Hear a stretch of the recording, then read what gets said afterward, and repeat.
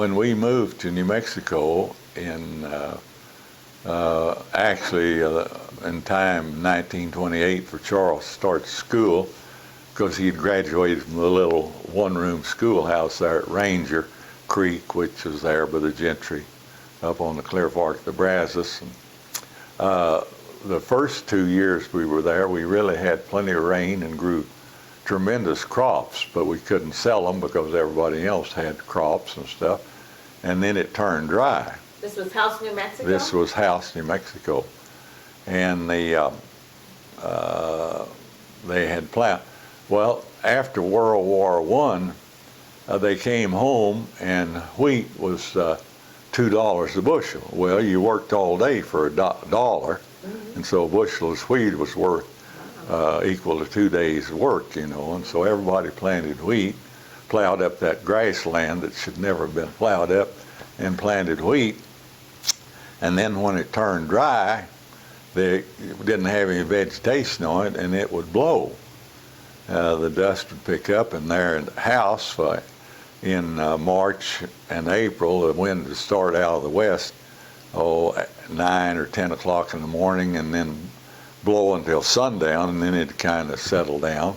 It'd blow up to 60 miles an hour, and it'd pick up that dust and put it in the air. And we lived in a house that had concrete walls and tight windows. 2 doctors had built it. One of them had started building it, and the bottom concrete wall was about a foot thick, and this second doctor had set in a ways about 4 inches and finished the walls thinner than the bottom. And we lived a half a mile east of our plowed field, and after the dust storm was over, well, we could write our name in the windowsill in the dust that was on the windowsill. But our friend the Birches lived right across the road from a plowed field in an old ramble-shack house, and after the wind stopped blowing, they'd start cleaning their house with a scoop shovel because there was so much sand under the windowsill, under the windows, that they'd have to use a scoop shovel to start cleaning it out. And those were hard days, but anyhow, I guess people have to figure out some way to survive. Everybody tried to grow a garden. Of course, we all had a well with a windmill on it, and the first we didn't get the property that Daddy bought until January 1 of 1929, and we lived in this old house there a little ways from the school that had a dirt floor and everything. And then we moved into the one that he had bought. First thing that happened when we moved there, the windmill broke down, and Daddy and Charles fixed that windmill with the wind blowing out of the north 30 or 40 miles an hour and the temperature 20 degrees below zero. And we had ice cream because Mother had mixed up the ice cream and put it in an aluminum pitcher, set it outside by the front door, leave it for a while, and then get it and stir it, and pretty soon it was frozen, and we had ice cream. But anyway, it was, everybody would grow a garden and stuff, and the Birch kids and I would ride the roads, and where the water would stand in the bar pit, there's lamb's quarter, and we'd gather that lamb's quarter, and they canned that for their greens too. And they heated their house with cow chips. We'd go out and haul in a load of dried cow chips. Cow chips make a lot of smoke and a little bit of heat, but you can get by if you have to. Well, was that the same place that once when the dust storm came up, you were out in the field helping your dad? Daddy and Charles, we had 4 horses, 5 horses, 4 draft horses and a little cow pony. And a guy by the name of Mayberry had the cow pony, and Daddy wanted to buy him, and Mr. Mayberry wouldn't sell him to him. And finally one day he met Mr. Mayberry downtown, and Mr. Mayberry said, "I'll sell you that horse." And Daddy said, "Well, what made you change your mind?" He said, "Well, I went out the other morning, and that horse had rounded up every animal I had on wheat pasture and put them in the corral, and he was standing in the gate so they couldn't get out.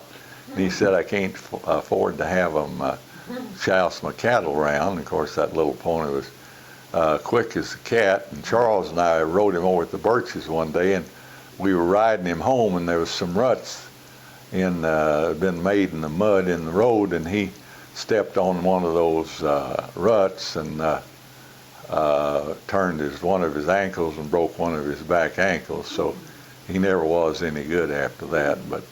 And Daddy, I think, thought that Charles and I was chousing him around, but we weren't doing anything to him to break his leg. Of course, I've been knocked out 3 times in my life. Twice was by a horse, and third time Mark Clark and Charles were running away from me there at the old Clark place in Albany, Texas, and they were going into the mesquite, so I looked to see where the gate was, and then I looked to see where they were going into the mesquite trees, and about that time I ran into that big mesquite gate post, dead center, knocked me cuckoo. The other time, I was riding behind Charles on a horse we called Old Leaks, and he had stumbled over a blade of grass, and he stumbled and fell down to his knees, and Charles said, get off, get off. So I turned loose and leaned over to get off. About that time, that Old Leaks stood up, and I hit on my head, and the next thing I knew, they were mopping my brow at the Armstrongs there on the way over to see Charles's friend Pete Morris. But the other time, Charles had this friend that was breaking this bronc, and this guy wanted to see what kind of pace this bronc had, so he had me ride the bronc, and he rode my horse. Well, my feet didn't reach the stirrups on this horse, and I was getting behind, so I took my straw hat off and whopped him on the rear, and boy, he started bucking, and I can remember that I thought he was going to buck into a barbed wire fence, and I'd seen a guy that got bucked into a barbed wire fence, cut him up pretty good, so I leaned and turned the horse away from the barbed wire fence. Next thing I knew, they were mopping my brow with a wet washcloth, trying to get me to come to. You had one horse that got bit by a rattlesnake? Yeah, that was old Shorty, the little Percheron-like horse that we had at Throckmorton, Texas. Daddy really thought a lot of him, but he was just about as ornery and stubborn as Daddy, and they got one afternoon, they started back to the field, and Shorty decided he wasn't going to go back to the field, and finally Daddy brought him back to the house, and I knew things weren't too good, so I asked him if he wanted me to unharness the horses, and he said, yeah, and you can kill that little so-and-so if you want to. But anyhow. So he recovered from the rattlesnake bite? Yeah, he didn't work him all summer because he was afraid the blood clot might go to his brain. And so at that end of the summer, we were picking what little corn we grew. And, you know, the road runs through the old Halbert place there. And I'd gotten out of the wagon and opened the first gate, and closed it and jumped back in the wagon. And Mart went across the highway and opened the second gate. And as we went through the gate, we heard this rattlesnake rattle and saw Shorty flinch. And so Marty grabbed the fence post and dispatched the rattlesnake, and we went back to the house, and Daddy unharnessed horses, and he took old Shorty and took his knife and cut the fang marks and stood him in kerosene. And the next morning he was running and jumping just like all the rest of the horses. I guess he'd built up an immunity.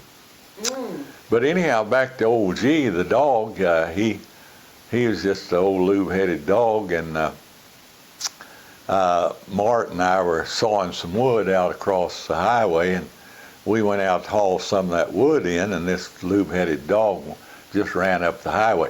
Well, we'd seen an old tire rim there, or wheel, and we sold all that stuff for junk and sent it to Japan so they could shoot it back at us.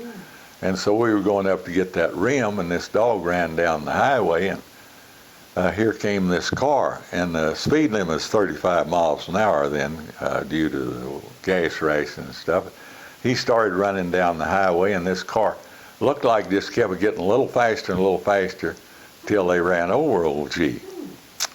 And so Mart and I went back to the house and unharnessed the team, and I saddled a saddle horse, and I rode the pasture and looked for that dog, and I couldn't find him, and Mother was walking down the Irving, so I was going to go down and tell her that old G is dead somewhere. And when I got pretty close to him, there old G was. His tail was just a wagging.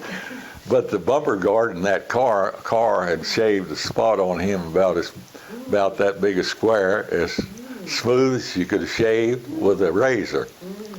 Well, after that, you couldn't run over that dog with a car to save your neck. He'd go out the school bus with us, catch the school bus, and he'd get out the edge of those oaks, and he'd look down the highway that way, and he'd look down the highway this way. And if there wasn't a car coming, he'd run across the highway just as fast as he could over to the little wild plum thicket, and he'd stay in that thicket till we got on the bus, and the bus would be about 100 yards down the road, and you'd see him just fly back across the road going home. But I guess. anyway, it's kind of interesting that a country boy had the opportunities that I have to go to Oklahoma State and to work there and all this jazz.